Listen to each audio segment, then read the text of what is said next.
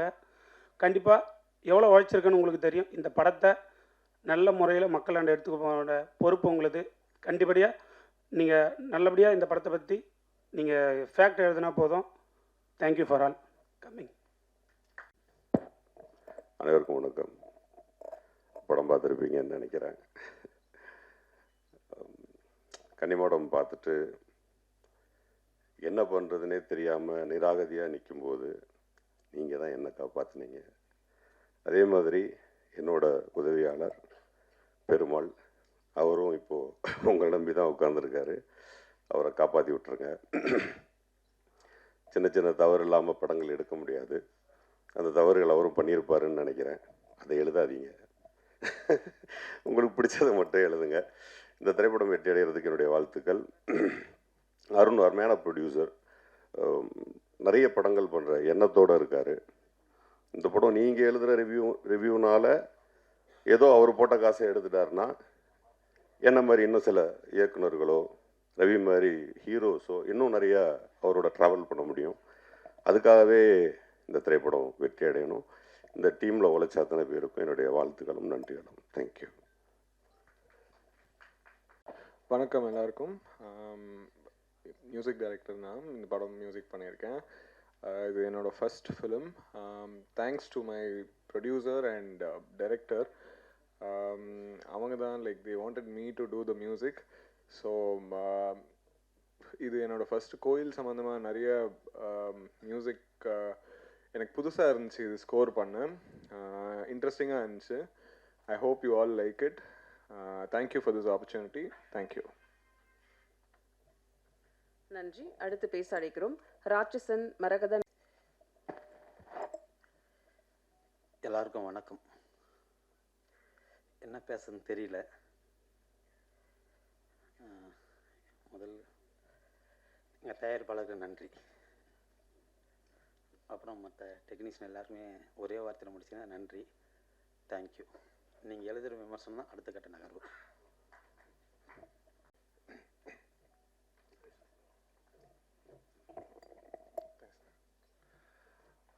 பத்திரிகை மற்றும் ஊடக நண்பர்கள் அனைவருக்கும் வணக்கம். டென்ஷன் ஆகக்கூடாது, பதட்டப்படக்கூடாது அப்படின்றது தான் வீட்டிலேருந்து கிளம்பி வந்தேன். இங்கே வெளில நிற்கும் போது அப்படி தான் இருந்தேன். கரெக்டாக படம் முடித்து எல்லாரும் வெளில வர ஆரம்பித்த உடனே அந்த பதட்டம் டென்ஷன் ஆட்டோமேட்டிக்காக வந்துடுது. நம்ம எவ்வளோ தான் அப்படி இருக்கக்கூடாதுன்னு நினச்சாலும். இதுக்கு முன்னாடி முதல் படம் ஒரு ஹாரர் காமெடி படம். அதுக்கப்புறம் காவல்துறை உங்கள் நண்பன். இந்த 2 படத்துக்குமே ப்ரெஸ் அண்ட் மீடியா ஃப்ரெண்ட்ஸ் நீங்கள் அந்த படத்தை ரொம்ப பாசிட்டிவாக எழுதியிருந்தீங்க. அதை மக்கள்கிட்ட கொண்டு போய் சேர்த்தீங்க. அதனால் அந்த 2 படத்துக்கும் ஒரு நல்ல வரவேற்பு கிடைச்சது மக்கள்கிட்ட. ஸோ என்னோடய கேரக்டரும் நல்லா நடிச்சிருக்கீங்க, நடிக்க தெரியுது அப்படின்னு சொல்லி நிறைய பேர் என்கிட்ட சொன்னாங்க. ஸோ அந்த ஒரு பொறுப்பு இருந்துச்சு. பண்ண 2 படமும் பத்திரிகை நம்மளை பற்றி நல்லபடியாக எழுதியிருக்காங்க. ஸோ நம்ம அடுத்தடுத்து பண்ணுற படங்களும் அதே மாதிரி ஒரு நல்ல படமாக பண்ணோம், நல்ல கதையாக பண்ணோம், கதாபாத்திரம் முடிஞ்ச அளவுக்கு மாற்றி மாற்றி பண்ணோம். அது எல்லாருக்கும் பிடிக்கணும் அப்படின்னு நினச்சேன். ஸோ அதே மாதிரி இந்த படத்தை சூஸ் பண்ணியிருக்கேன். நந்திவர்மன் இந்த வெள்ளிக்கிழமை 29ஆம் தேதி ரிலீஸ் ஆகுது.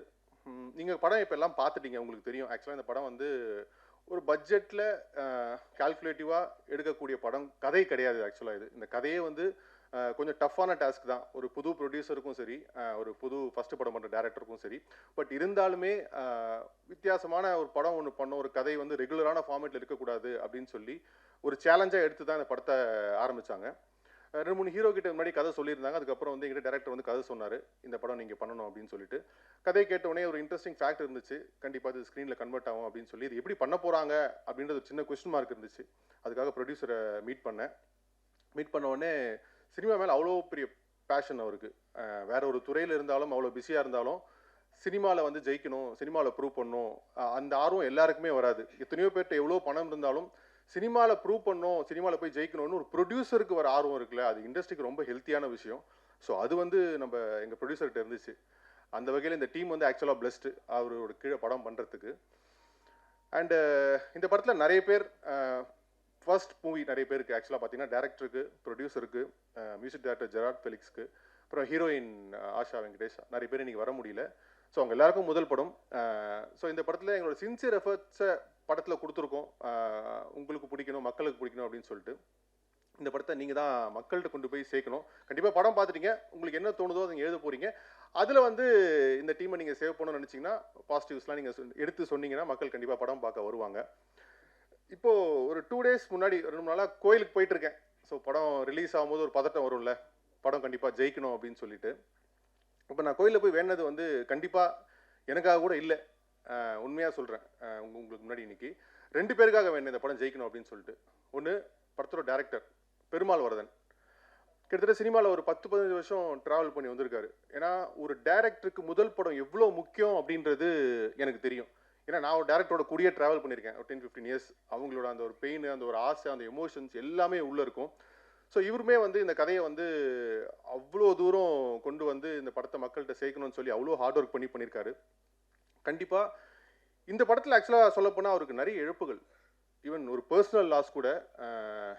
ஸோ அந்த எல்லா வழியுமே தாங்கிட்டு இந்த படம் இன்னைக்கு ரிலீஸ் ஆகணும், ஜெயிக்கணுன்ற ஒரு வெயிட்டிங்கில், ஒரு காத்திருப்பில் இருக்காரு. கண்டிப்பாக இந்த படம் அவருக்கு இதை கொடுக்குன்ற நான் நம்புகிறேன். இந்த படம் ஜெயிக்கணும். அண்டு 2வது, எங்களோட ப்ரொடியூசர் அருண்குமார். சினிமா துறைக்கு வந்து ப்ரொடியூசர்ஸ் எவ்வளோ முக்கியம் அப்படின்றது வந்து முதல் சான்ஸுக்கு ஒரு 10 வருஷம் வெயிட் பண்ண ஒருத்தட்ட கேட்டால் உங்களுக்கு தெரியும். என்னால் அந்தளவுக்கு வெயிட் பண்ணியிருக்கேன். ப்ரொடியூசருக்காக அவ்வளோ ஆஃபீஸ் ஏறி இறங்கியிருக்கேன் வாய்ப்பு கிடைக்கிறதுக்கு. ஸோ இந்த படத்தில் பார்த்தீங்கன்னா இந்த கதையை அவர்கிட்ட போய் சொன்ன டே 1லேருந்தே இந்த படத்தை எப்படிலாம் பண்ணலாம், எவ்வளோ தூரம் இந்த படத்தை பெஸ்ட்டாக கொடுக்கலாம், மக்களுக்கு இந்த படம் எப்படி பிடிக்க வைக்கலாம், சின்ன சின்ன செலவெல்லாம் இல்லாமல் எங்கெங்கெல்லாம் படத்துக்கு செலவு பண்ணணுமோ அங்கே எல்லாமே செலவு பண்ணி பண்ணார். இப்போ இந்த ரிலீஸ்க்கு ஒரு 2 வாரமாக ஒரு டைரக்ஷன் டீமில் இருக்க ஒரு ஏடி, லாஸ்ட் ஏடி எந்த அளவுக்கு ஓடி ஓடி ஒர்க் பண்ணுவானோ ப்ரொடியூசர் வந்து அந்த அளவுக்கு ஓடி ஓடி ஒர்க் பண்ணிட்டு இருக்காரு படத்தை கொண்டு போய் சேர்க்கணும்னு சொல்லிட்டு. அண்ட் அது ஒரு பெரிய கிஃப்ட். இன்னைக்கு வந்து நம்ம பணம் இருக்கும்போது படம் எடுத்துடலாம், அந்த படத்தை மார்க்கெட்டிங் பண்ணி பொசிஷன் பண்ணி மக்கள்கிட்ட கொண்டு போய் சேர்க்கறது சாதாரண விஷயமே கிடையாது. அப்படி ஒரு ப்ரொடியூசர் எங்களுக்கு கிடைச்சதில் எங்கள் டீம் வந்து ஆக்சுவலாக வந்து அவருக்கு தேங்க்ஸ் சொல்லணும். அதை நான் இந்த ஸ்டேஜில் உங்களுக்கு சொல்லிக்கிறேன் பிரதர். கண்டிப்பாக படம் 2 நாள் ரிலீஸ் ஆக போகுது. மக்களுக்கு இந்த படம் கண்டிப்பாக பிடிக்குன்ற நம்பிக்கையில் இந்த படம் பண்ணியிருக்கோம். அண்ட் நீங்கள் எல்லாமே படத்தை கொண்டு போய் மக்கள்கிட்ட சேர்க்கணும். Thank you so much. நன்றி.